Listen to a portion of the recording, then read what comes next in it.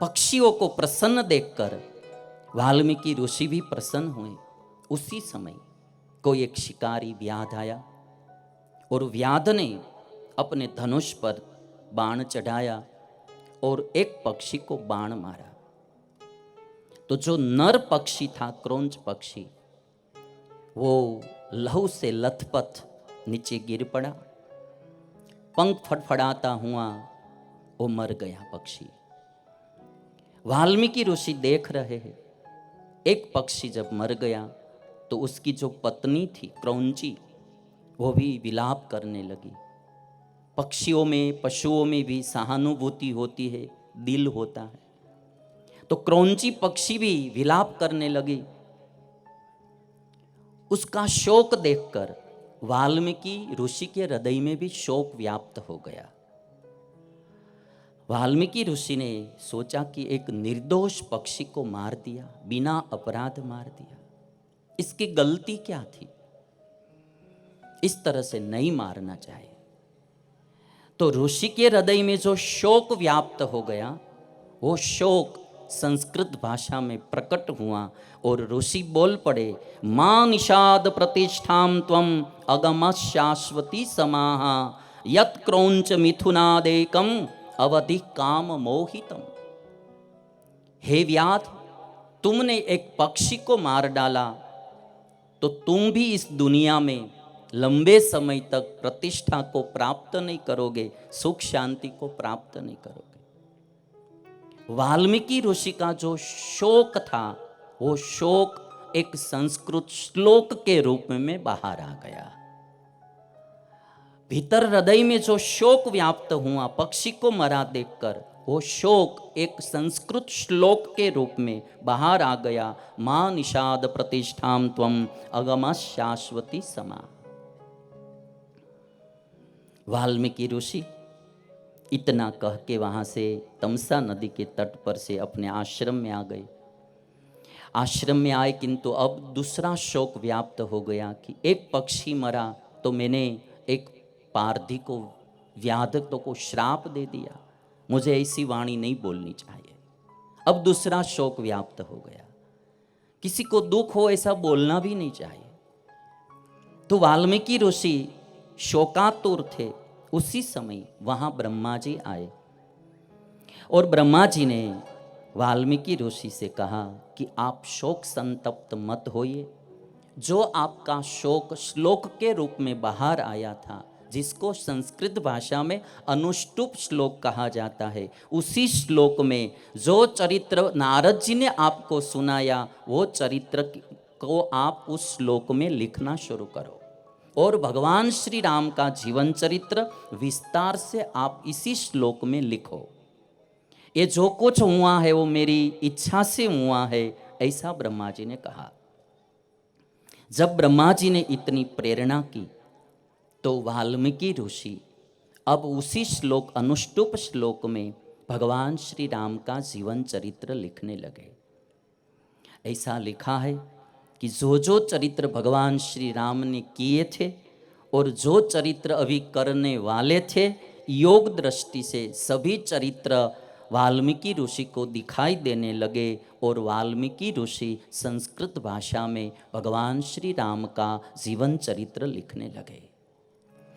और जो संपूर्ण भगवान श्री राम का जीवन चरित्र लिखा, उसको वाल्मीकि रामायण कहा जाता है। 7 कांड है, 500 सर्ग है और 24,000 श्लोक वाल्मीकि रामायण में है। और वाल्मीकि ऋषि ने सबसे पहले ये जो वाल्मीकि रामायण है, वो रामायण लव और कुश को पढ़ाई है। भगवान श्री राम के दोनों पुत्र वाल्मीकि ऋषि के आश्रम में रहते थे। उनको पता नहीं कि हम श्री राम के पुत्र हैं। लव और कुश ऋषि कुमार के रूप में रहते थे और वाल्मीकि ऋषि ने दोनों पुत्रों को वाल्मीकि रामायण पहले पढ़ाई है। लव कुश ने संपूर्ण वाल्मीकि रामायण याद रख ली और एक दिन सभी ऋषि मुनियों एकत्रित हुए थे। वहाँ ऋषि मुनियों की सभा में सबसे पहले लव कुश ने वाल्मीकि रामायण का गान किया। जब गान संपूर्ण हुआ तो ऋषि मुनियों ने लव और कुश को कमंडलू कोपिन आदि भेंट दी कि आप लोगों ने हमें बहुत अच्छी रामायण सुनाई, तो हम वक्ता का पूजन करके भेंट देते हैं, लव कुश की पूजा की है। और एक दिन लव और कुश दोनों अयोध्या नगरी आ गए और अयोध्या नगरी की गलियों में रामायण का गान कर रहे हैं। और जब दोनों रामायण का गान कर रहे थे, मधुर स्वर में रामायण का गान कर रहे थे, भगवान श्री राम ने सुन लिया। भगवान श्री राम ने देखा कि दो कोई ऋषि कुमार कोई एक काव्य का अच्छा गान कर रहे हैं। तो भगवान श्री राम ने दोनों को कहा कि आप मेरे महल में आइए। भगवान श्री राम लव और कुश को अपने महल में लाए, अपने तीनों भाई और मंत्रियों को बुलाया और कहा कि दो ऋषि कुमार दिखते हैं ऋषि कुमार जैसे, किंतु है तो राजकुमार जैसे, और बहुत अच्छी तरह से काव्य का गान कर रहे थे। मैंने सुना, बहुत अच्छा लगा। तो आप सब भी बैठिए और मैं कहता हूं इन दोनों को, हमको भी वो काव्य सुनाए।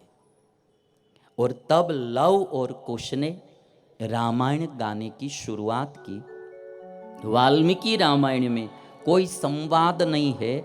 लव और कुश वाल्मीकि रामायण का गान करते हैं और स्वयं भगवान श्री राम कथा सुन रहे हैं। स्वयं भगवान श्री राम रामायण की कथा सुन रहे हैं। और लव कुश कहते हैं कि हम कथा सुनाते राम सकल गुण धाम की। लव और कुश ने रामायण गान की शुरुआत की।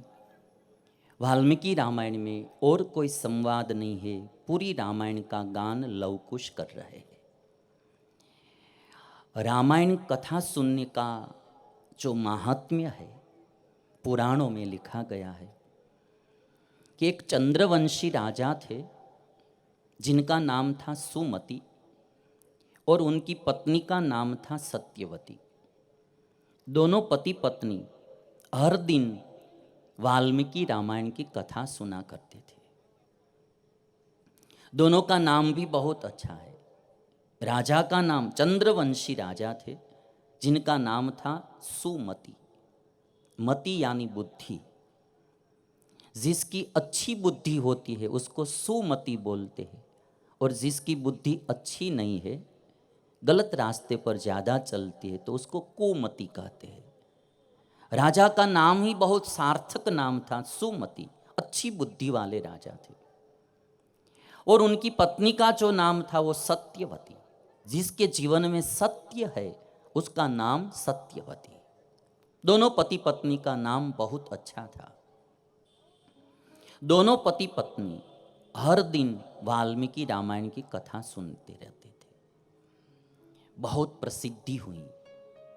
राजा भी भक्त हृदय थे, रानी भी भक्त हृदय थी। दोनों की प्रसिद्धि बहुत हो गई। जब मैंने ये सुमति राजा और सत्यवती की बात पढ़ी तो मुझे याद आ गई हमारे जलाराम बापा। गुजरात में जलाराम बापा हुए, उनकी पत्नी का नाम था वीरबाई। दोनों पति पत्नी ने सारी जिंदगी राम नाम का जप किया, और कोई भी दिन दुखी आते थे अपने घर तो उनको भोजन खिलाते थे।